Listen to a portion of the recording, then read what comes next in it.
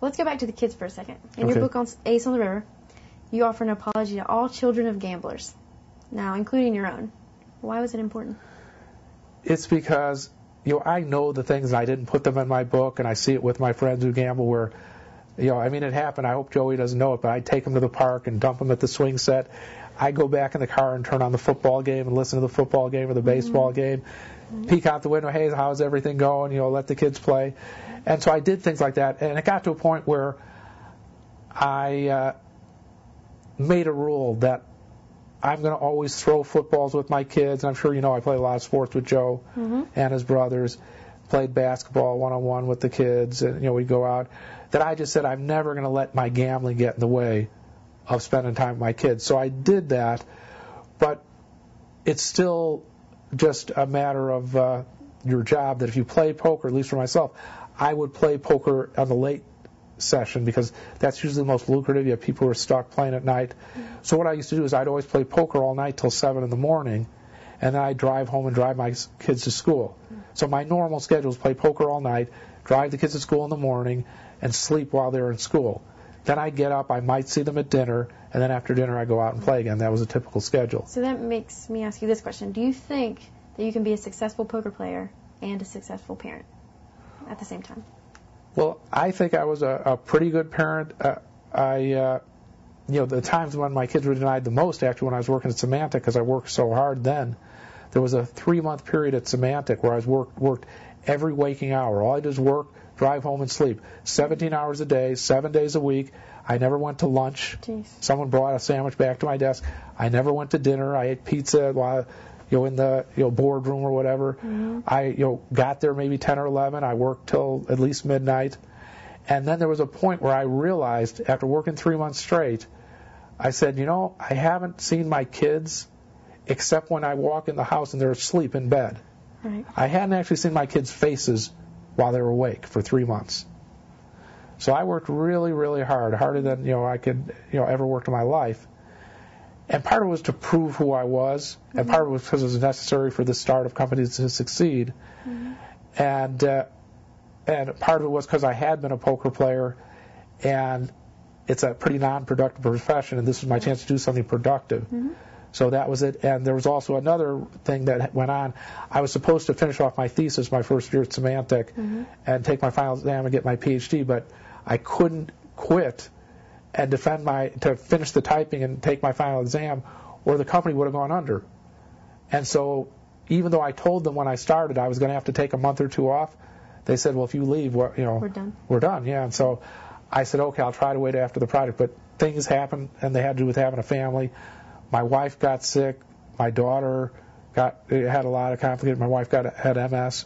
Right. My daughter ended up having a liver transplant. So many things went on with my family that my own personal life, that obviously before I got married was just a free spirit poker player.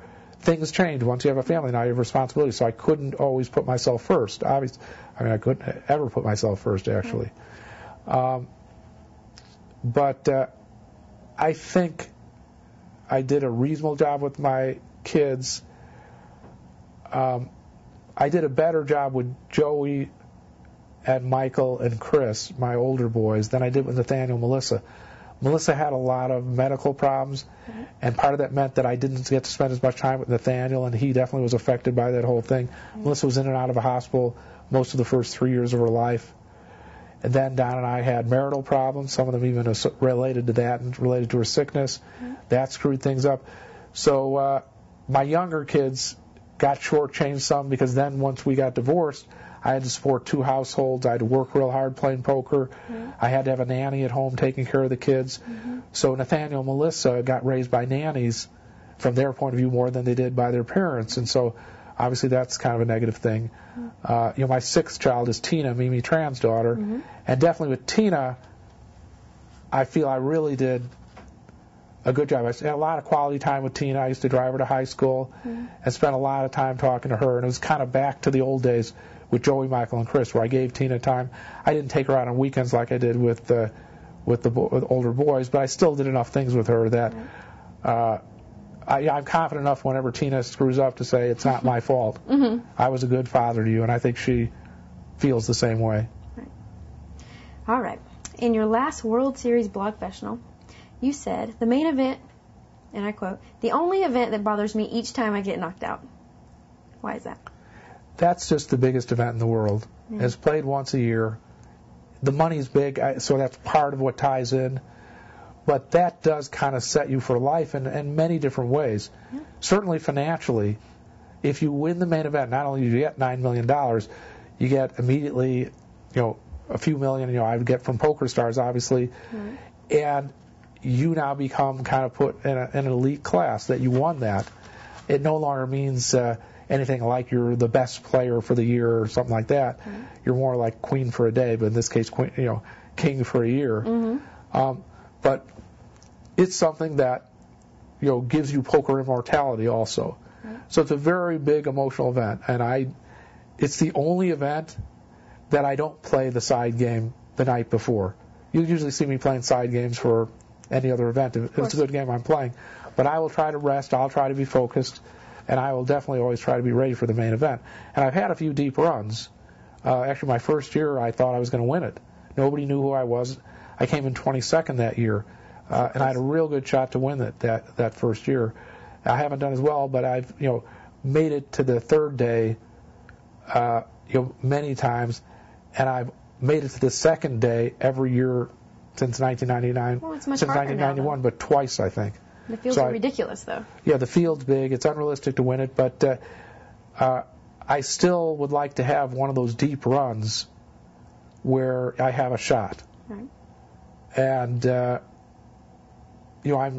even it's even fair to say any of the professionals who get deep and have that run, I'm jealous of them, that they do it, because it's what I'd like to do, and if I could make the final, the World Series final table, even being on the committee.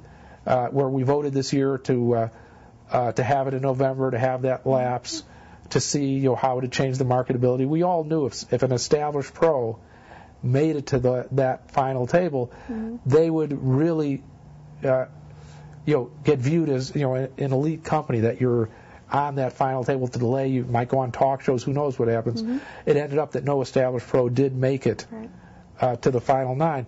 But all of us on the committee, and when you heard the talk, people say, do you think it was the right decision? If you would have heard the way we were talking, we're all saying, I sure hope I'm the one who makes it. It's like everyone was projecting that they would be the one this year to make it to that final table. It was a neat thing. We all really looked forward to having that opportunity and doing it, and none of us did. And next year, hope it happens next year. If it happens again, we're all hoping to do it again. So it's the biggest tournament in the world. I guess that's what they say in their lead, and it's definitely the case. I think people consider you a pro's pro. You're one of the few players who gets respected by all the young kids and all the old school players. Why do you think that is? Well, one of the reasons is, now, I don't think I'm a nerd, but a lot of the young kids are viewed as game nerds, math nerds, all this stuff. But I certainly understand them. Yeah, I'm very well educated, and it's even fair to say that if I were 30 years younger, I'd be one of them. Uh-huh. I'd be in there, talking with them, although I was probably more of a loner.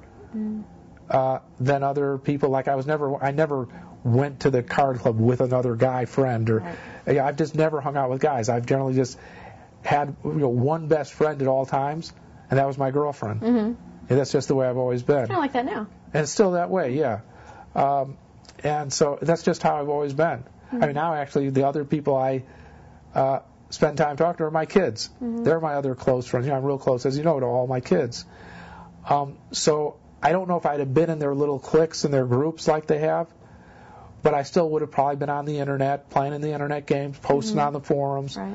I'd have been doing all the same things they're doing. So I do feel like I have a connection with the younger players. I just happen to have, I'm kind of a poker player emeritus, where I've been through a lot of what they're doing, but I've been through it in the live setting. And a lot of it does still translate to what they're going through in the internet. And I've had to face some of the same problems where, even when I was in graduate school, not in graduate school, I was making